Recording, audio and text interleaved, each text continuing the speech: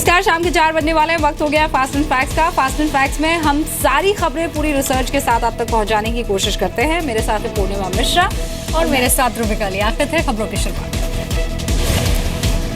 राज्यसभा में आज लंच से पहले नोट बैन पर चर्चा फिर से शुरू हुई, लेकिन लंच के बाद हंगामा हो गया। सुबह प्रधानमंत्री मोदी भी राज्यसभा में मौजूद रहे। पीएम की मौजूदगी के चलते विपक्ष नोट बैन पर चर्चा के लिए तैयार हुआ, लेकिन शर्त रखी कि पूरी बहस के दौरान प्रधानमंत्री मोदी को सदन में मौजूद रहना होगा।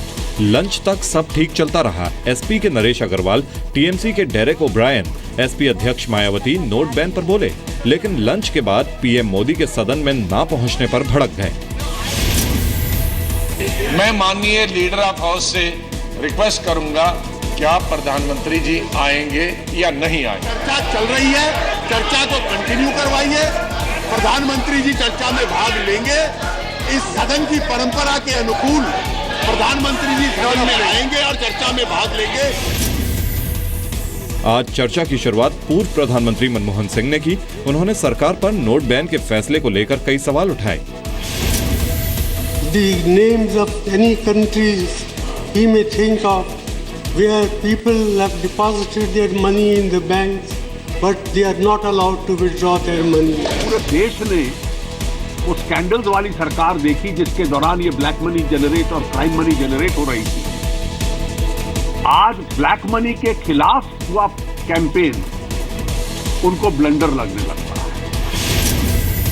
एसपी के नरेश अग्रवाल ने कहा कि नोट बैन का फैसला यूपी चुनाव की वजह से लिया गया है। टीएमसी के डेरेक ओब्रायन ने कहा कि सरकार के फैसले से फायदे के बजाय नुकसान होने की आशंका है। बीएसपी अध्यक्ष मायावती ने नोट बैन के फैसले को गलत बताया और सरकार से इसे वापस लेने की मांग की। हंगामे के बाद राज्यसभा को भी कल तक के लिए स्थगित करना पड़ा। लगातार 7वें दिन भी आज यानी लोकसभा में कोई काम नहीं हो सका। आज भी विपक्षी सांसदों ने नोट बैन पर हंगामा किया। इस दौरान एसपी सांसद अक्षय यादव वेल तक पहुंच गए और लोकसभा स्पीकर सुमित्रा महाजन की तरफ पर्चे फेंके। सुमित्रा महाजन ने हंगामे की वजह से सदन को स्थगित कर दिया। कार्यवाही दोबारा शुरू हुई तो स्पीकर सुमित्रा महाजन ने अक्षय यादव को चेतावनी दी। While expressing my grave displeasure over this conduct of Sri Akshay Yadav, warn him to refrain from such disorderly acts in future. 16 नवंबर को संसद का शीतकालीन सत्र शुरू हुआ था।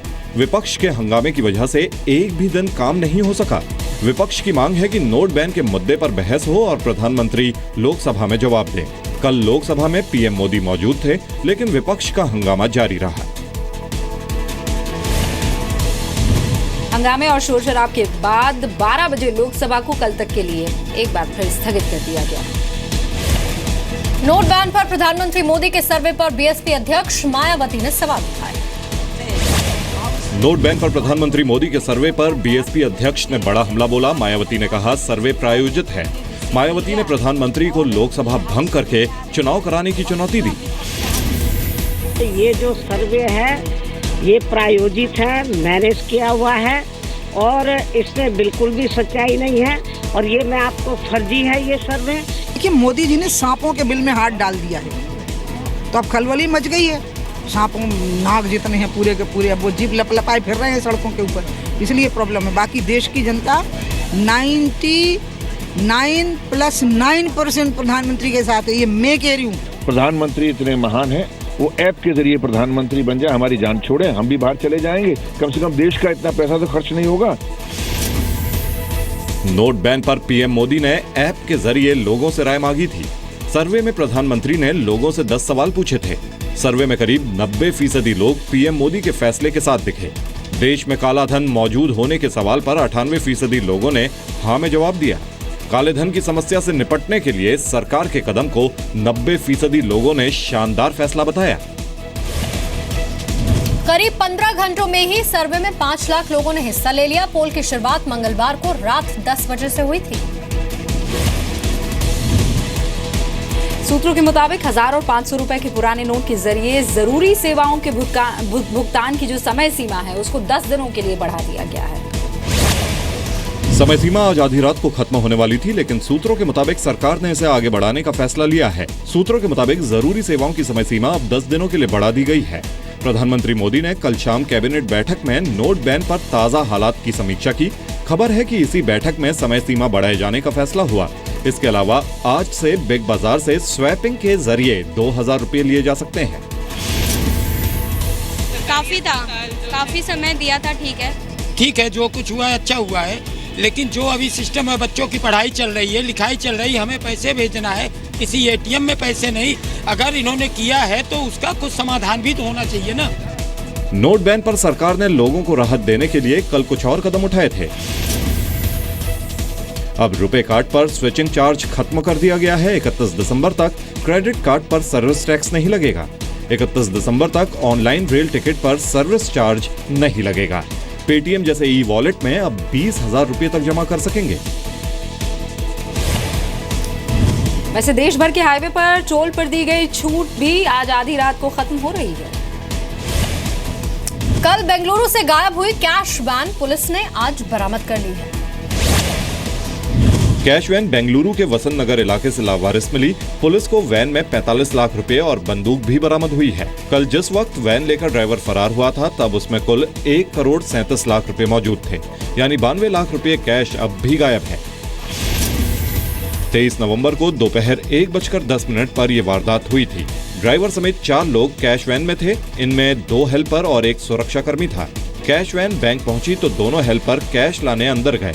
सुरक्षाकर्मी गेट पर ही खड़ा हो गया। मौका मिलते ही कैश वैन का ड्राइवर फरार हो गया। जो ड्राइवर कैश वैन लेकर फरार हुआ था, उस कैश वैन में 100 रुपए और 2000 के नोट थे। तेलंगाना के सीएम चंद्रशेखर राव अपने नए सरकारी बंगले को लेकर आजकल चर्चा में हैं। सीएम का नया आशियाना बेगमपेट में उनके कैंप ऑफिस के पास ही बना है। चंद्रशेखर राव ने इस ड्रीम होम में आज सुबह परिवार के साथ गृह प्रवेश किया। धार्मिक मंत्रोच्चारण और रीति रिवाज के साथ गृह प्रवेश कराया गया। तेलंगाना के मुख्यमंत्री राव के आलीशान घर में सबसे पहले गाय का प्रवेश कराया गया। करीब 35 करोड़ रुपए की लागत से बने इस घर में 300 कारों की पार्किंग की व्यवस्था है। चंद्रशेखर राव का नया बंगला 1 लाख वर्ग मीटर में फैला हुआ है। इसके रोशनदान और खिड़कियों में बुलेट प्रूफ शीशे लगे हुए हैं। घर की सुरक्षा में करीब 50 पुलिसकर्मी दिन रात तैनात रहेंगे। बंगले में 250 सीटों वाला ऑडिटोरियम और 100 सीटों वाला कॉन्फ्रेंस हॉल भी है। सीएम के नए बंगले में चले जाने के बाद मौजूदा कैंप ऑफिस विधानसभा के स्पीकर और विधान परिषद के चेयरमैन को आवंटित कर दिया जाएगा। बीएसपी अध्यक्ष मायावती और उत्तर प्रदेश के मुख्यमंत्री के बीच जुबानी जंग देखने को मिली। नोट बैन के बीच यूपी से अचानक संसद पहुंचे अखिलेश यादव ने मायावती को बीबीसी कह दिया, तो मायावती ने भी तुरंत पलटवार किया। मायावती ने अखिलेश यादव को बबुआ कहकर संबोधित किया। कहा अखिलेश को यूपी में होना चाहिए था, लेकिन वो दिल्ली घूम रहे हैं।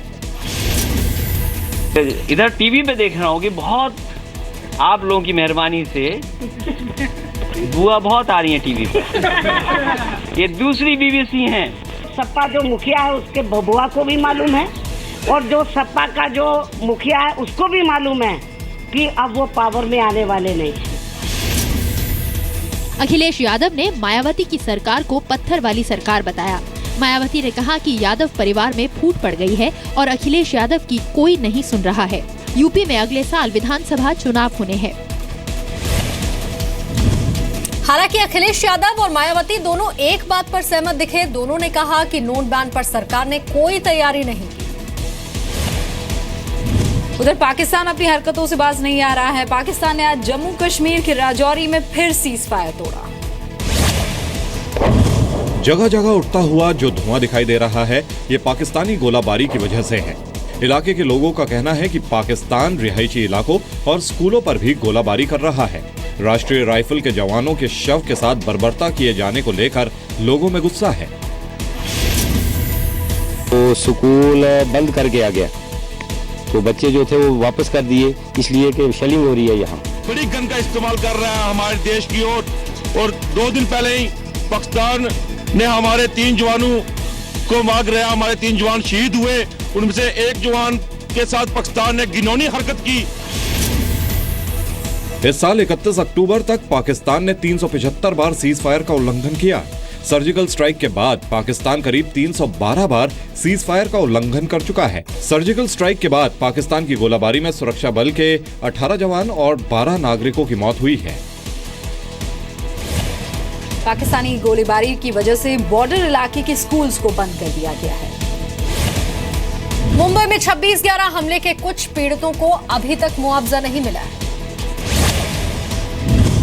45 साल की सबीरा खान को 8 साल बाद भी मुआवजे का इंतजार है। सबीरा अपने बेटे के साथ मुंबई की बीपीटी कॉलोनी में किराए के मकान में रहती है। 26/11 के हमले में वो 70% तक दिव्यांग हो गई थी। हजारों चिट्ठियां लिखने के बाद भी उन्हें अभी तक मुआवजा नहीं मिला है। जब मैं मांग करने मंत्रालय कलेक्टर के पास जाती हूँ, जब इनका कहना है यही है कि मैं दिल्ली भेज दिया हूँ, आपका जांच चालू है। हमारा एक ही ऑपरेशन सरकारी अस्पताल में हुआ और बाकी हमने 5 ऑपरेशन बाहर किए। हमारे पास पैसा नहीं। 26 नवंबर 2008 की रात सबीरा ट्यूशन पढ़ाने के लिए गई थी। वापस लौटते वक्त टैक्सी में धमाका हुआ। सबीरा बुरी तरह से जख्मी हो गई थी। तब सरकार ने पीड़ित परिवार के एक सदस्य को नौकरी और 3 लाख रुपए का मुआवजा देने का ऐलान किया था। साबिरा शेख का कहना है कि उनकी सारी जमा पूंजी इलाज में खर्च हो चुकी है। नोट बैन के बाद पश्चिम बंगाल में जनधन अकाउंट्स में सबसे ज्यादा पैसे जमा होने के सवाल पर आज ममता बनर्जी ने जवाब दिया है। ममता बनर्जी ने कहा कि जनधन योजना केंद्र सरकार की है, लिहाजा इसका जवाब केंद्र सरकार को ही देना चाहिए। भाई एगुलो तुम अमितदाके बोलो, अमितदा बोले देबे। एर मধ্যে কি ঘাবলা আছে না আছে। আর দেখো একটা কথা বলি, this is central government sector, not our sector. Please. Note ban के बाद जनधन अकाउंट्स में जमा हुए पैसों के आंकड़े कल जारी हुए थे। आंकड़ों में पता चला कि सबसे ज्यादा रकम पश्चिम बंगाल में जमा हुई। दूसरे नंबर पर कर्नाटक है। वित्त मंत्रालय की नजर ऐसे संदिग्ध खातों पर है और इन पर कभी भी कार्रवाई की जा सकती है। जनधन खातों की शुरुआत के बाद 460 दिनों में 45,000 करोड़ जमा हुए थे। नोटबंदी का ऐलान होने के बाद से अभी तक जनधन खातों में करीब 21,000 करोड़ रुपए जमा हुए। जनधन खातों में अचानक से जमा हुए रुपए को लेकर सरकार ने अलर्ट जारी किया है। आईबी के साथ ही आयकर विभाग को भी जांच के आदेश दिए गए। पीलीभीत में घर में घुसे बाघ को आखिरकार वन विभाग की टीम ने घंटों की मेहनत और मशक्कत के बाद पकड़ ही लिया। पीलीभीत के टाइगर रिजर्व से शिकार की तलाश में ये बाघ किसान परिवार के घर में जा घुसा था। पूरे इलाके में हड़कंप मच गया। बाघ को देखने के लिए हजारों लोगों की भीड़ लग गई। बाघ को पकड़कर ले जाने के लिए पिंजरा मंगाया गया। लोग बाघ को पकड़ने के ऑपरेशन को देखने के लिए आसपास बिजली के खंभों पर चढ़ गए। पुलिस प्रशासन ने लाउडस्पीकर के जरिए लोगों को इलाके को खाली करने के लिए कहा।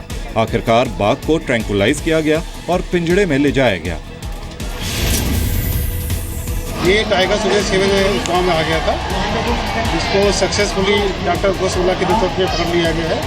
तो कार्रवाई की जाएगी। 11 घंटे बाद बाघ को बेहोश करने वाली टीम लखनऊ से पीलीभीत पहुंची। लोगों को इकट्ठा होने से रोकने से नाराज गांव वालों ने पुलिस पर पथराव भी किया। रेस्क्यू ऑपरेशन में बाधा डालने के लिए कई लोगों के खिलाफ पुलिस ने मामला भी दर्ज कर लिया है। और इसी के साथ फास्ट एंड फैक्ट्स में अभी के लिए इतना ही।